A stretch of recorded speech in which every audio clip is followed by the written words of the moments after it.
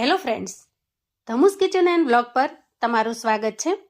મિત્રો, આજે હું તમારી સાથે એક જ સામગ્રીમાંથી બે નાસ્તા બનાવવાની એક સર્વગુણ સંપન્ન એટલે કે હેલ્ધી, ટેસ્ટી અને સરળ એવી રેસિપી શેર કરું છું, જે જોયા પછી તમે એક વખત તો ચોક્કસથી બનાવશો.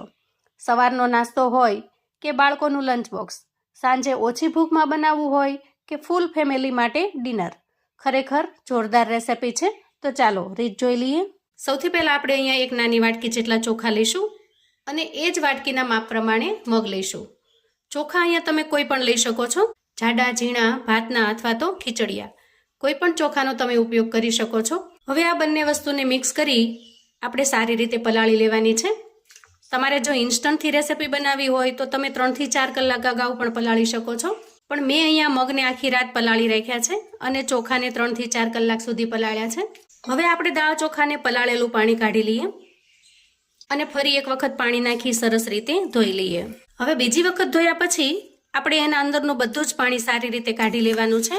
જુઓ, ત્યાર પછી હવે એક મિક્સર જાર લઈશું અને પલાળીને તૈયાર કરેલા મગ અને ચોખાને એમાં ટ્રાન્સફર કરીશું. મગની જગ્યાએ તમે મગની દાળનો પણ ઉપયોગ કરી શકો છો. જો મગની જગ્યાએ મગની દાળનો ઉપયોગ કરો તો એને પણ તમારે ભાતના માપ પ્રમાણે જ લેવાની. હવે જારની અંદર એક મીડિયમ સાઇઝના મરચાંને આ રીતે સમારી લીધું છે.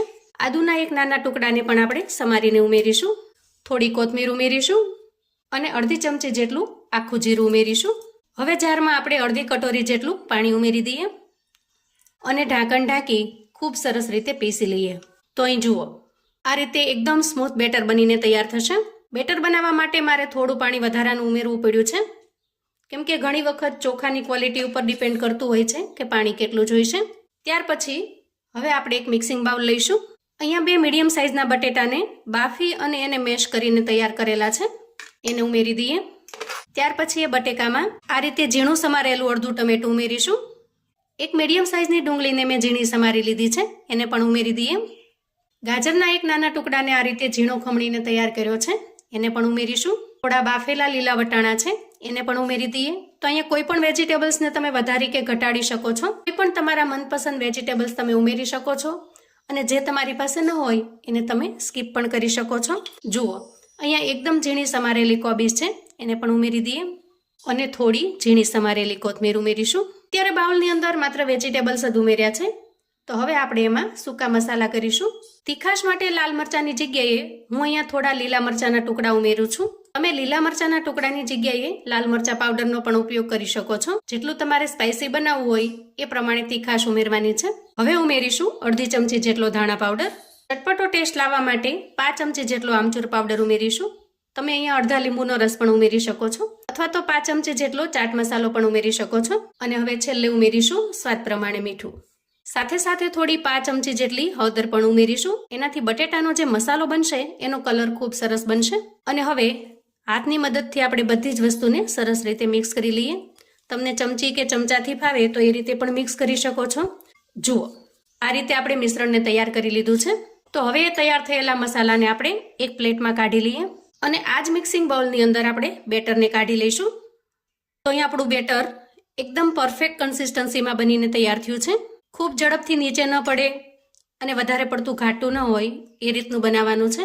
હવે આપણે એક નાનો મિક્સિંગ બાઉલ લઈએ અને આમાંથી થોડું બેટર એમાં અલગ કાઢી લઈશું, કેમ કે આજે એક બેટરમાંથી આપણે 2 નાસ્તા બનાવીશું. હવે જુઓ, અહીંયા આપણી બેટરની કન્સિસ્ટન્સી છે એ એકદમ પરફેક્ટ છે અને એ આપણને આ રીતે ખ્યાલ આવશે. આમ કરવાથી બંને લાઈન છે એ ભેગી ન થાય અને જેમ આપણે નિશાન બનાવ્યું છે એમને જ રહી જાય, એનો મતલબ છે કે બેટર એકદમ પરફેક્ટ છે. તો હવે આપણે બેટરની અંદર સ્વાદ પ્રમાણે મીઠું ઉમેરી દઈએ અને 5 ચમચી જેટલો ખાવાનો મીઠો સોડા અથવા તો ઈનો ફ્રૂટ સોલ્ટ લઈશું અને એને મિશ્રણમાં ઉમેરીશું. હવે ઈનોને આપણે આ રીતે ઉપરથી નીચેની ડાયરેક્શનમાં મિશ્રણની અંદર સરસ રીતે મિક્સ કરી લઈએ અને હવે આપણે ગેસ તરફ જઈશું. ત્યાર પછી ગેસ ઓન કરીશું અને ગેસ ઉપર આ રીતે એક પેન મૂકીશું. પેન ગરમ થાય એટલે 1 ચમચી જેટલું તેલ ઉમેરી દઈએ અને એમાં 1 ચમચી જેટલી રાઈ ઉમેરી દઈએ. ત્યાર પછી થોડા તલ ઉમેરીશું અને આપણે જે મિશ્રણ તૈયાર કર્યું છે એ 2 ચમચા જેટલું મિશ્રણ ઉમેરીશું. અહીંયા ફેલાવાની જરૂર નહીં પડે, એ સરસ રીતે ઓટોમેટિક ફેલાઈ જાય છે. ત્યાર પછી એના ઉપર આ રીતે બટેટાનું મિશ્રણ સેટ કરીશું અને બાકીનું વધેલું મિશ્રણ છે એનાથી ઉપર કોટ કરી લઈશું. જુઓ, આ રીતે ગેસની ફ્લેમને ધીમી રાખી પેનને થોડી વાર માટે કવર કરી લઈશું અને અંદાજે 2 મિનિટ પછી ચેક કરતા જુઓ અહીંયા નીચેની સાઈડ નાસ્તો સરસ રીતે તૈયાર થઈ ગયો છે. તો આ સમયે આપણે એની સાઈડને ચેન્જ કરી લઈશું. ફરી થોડી વાર માટે ઢાંકણ ઢાંકીશું અંદાજે અડધી મિનિટ માટે અને ત્યાર પછી ચેક કરી લઈએ. જુઓ નીચેની સાઈડ પણ એકદમ સરસ તૈયાર થઈ ગયો છે. હવે આ સાઈડને આપણે ઓઇલથી ગ્રીસ કરી લઈશું જેથી એ સાઈડ પણ ખૂબ સરસ રીતે ક્રિસ્પી બની જશે. આ રીતે 2 થી 3 વખત અલટાવી પલટાવી અને બંને સાઈડ ખૂબ સરસ ક્રિસ્પી થાય ત્યાં સુધી આપણે એને થવા દઈશું. વાહ જુઓ અહીંયા આપણો નાસ્તો બનીને તૈયાર થઈ ગયો છે. તો તૈયાર થયેલા નાસ્તાને આપણે એક પ્લેટમાં લઈ લઈએ. ઉપરથી એકદમ સરસ ક્રિસ્પી બને છે. બંને સાઈડ એકદમ સરસ રીતે શેકાઈ પણ જાય છે. હવે આ નાસ્તાને સર્વ કઈ રીતે કરવાનો છે એ પણ હું તમને બતાવું છું, પણ તે પહેલા આપણે બીજો નાસ્તો પણ જોઈ લઈએ. તો ફરી આપણે મિક્સિંગ બાઉલ લઈએ અને એમાં આપણે જે બેટર અલગથી રાખ્યું છે એ બેટરને ઉમેરી દઈએ. હવે આ બેટરની અંદર આપણે અંદાજે 4 થી 5 ચમચી જેટલું પાણી ઉમેરવાનું છે.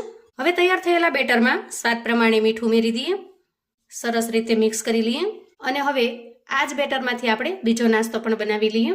તો અહીંયા બીજો નાસ્તો બનાવવા માટે ગેસ ઓન કરી ગેસ ઉપર મેં આ રીતે નોનસ્ટિક પેન મૂક્યું છે. ગેસની ફ્લેમને આપણે અત્યારે મીડિયમ પર રાખીશું. પેન થોડું ગરમ થાય એટલે આપણે મિશ્રણ લઈએ અને આ રીતે ફેલાવી લઈએ. હવે થોડી વાર માટે આપણે ઉપરની સપાટી થોડી કોરી થાય ત્યાં સુધી સરસ રીતે થવા દઈશું. જુઓ અહીંયા ઉપરની સપાટી થોડી કોરી થવા લાગી છે. તો અહીંયા આપણે જે બટેટાનું મિશ્રણ બનાવેલું છે એને આ રીતે સેટ કરીશું. અહીંયા એક વસ્તુ તમે ખાસ નોટિસ કરી હશે મિત્રો કે આપણે બંને નાસ્તાને ઓછા તેલમાં સાવ 1 કે 2 ચમચી તેલમાં બનાવ્યા છે. એકદમ હેલ્ધી અને ખૂબ જ પૌષ્ટિક એવો નાસ્તો બને છે. અને ત્યાર પછી આ રીતે ટર્ન કરી લઈશું. જુઓ ઉપરનું પડ એકદમ સરસ ક્રિસ્પી બને છે. વાહ જુઓ પ્રોટીન અને ફાઈબરથી ભરપૂર એવા 2 નાસ્તાની રેસીપી આજે મેં તમારી સાથે શેર કરી છે અને ખાતા પેટ ભરાય પણ મન નહીં એટલો સરસ ટેસ્ટી નાસ્તો બને છે. એ જ રીતે આપણે બીજા નાસ્તાને પણ કટ કરી લઈએ. જો ઉપરથી એકદમ સરસ ક્રિસ્પી બન્યો છે અને અંદરથી એકદમ સરસ મસાલેદાર. કોઈ પણ ચટણી સાથે ચાની સાથે આ નાસ્તો ખાવાની મજા પડે એવો ટેસ્ટી પણ બને છે. ચટણી સાથે, ચા સાથે કે પછી ટોમેટો કેચઅપની સાથે ખાવાની ખૂબ જ મજા પડે એવો ટેસ્ટી અને મસાલેદાર બને છે. આ નાસ્તાને તમે બાળકોના લંચ બોક્સ કે ટિફિન બોક્સમાં બનાવીને આપી શકો છો અથવા તો સાંજે કે સવારે નાની મોટી હળવી ભૂખમાં, બ્રેકફાસ્ટમાં કે નાસ્તામાં પણ બનાવીને તૈયાર કરી શકો છો. ખૂબ જ હેલ્ધી છે. તો મિત્રો આવું અવનવું જાણવા માટે અને મને સપોર્ટ કરવા માટે ચેનલ પર જો તમે નવા છો તો પ્લીઝ ચેનલને સબસ્ક્રાઈબ કરો. વિડીયો ગમે તો લાઈક અને શેર કરો. મારા સગા સંબંધી મિત્રોને પણ આપણી આજની એકદમ ટેસ્ટી એવા નવા નાસ્તાની રેસીપી ચોક્કસથી મોકલી આપજો જેથી એ લોકો પણ બનાવીને તૈયાર કરી શકે, એન્જોય કરી શકે અને એના પરિવારને પીરસી શકે. કોમેન્ટમાં મને ચોક્કસથી જણાવજો મિત્રો કે આજની આ નાસ્તાની રેસીપી તમને કેવી લાગી છે. મગ અથવા તો મગની દાળનો ઉપયોગ કરી તમે કેવા નાસ્તા બનાવો છો એ પણ મને ચોક્કસથી જણાવજો. ફરી મળીશું એક નવી રેસીપી સાથે. ત્યાં સુધી આવજો મિત્રો.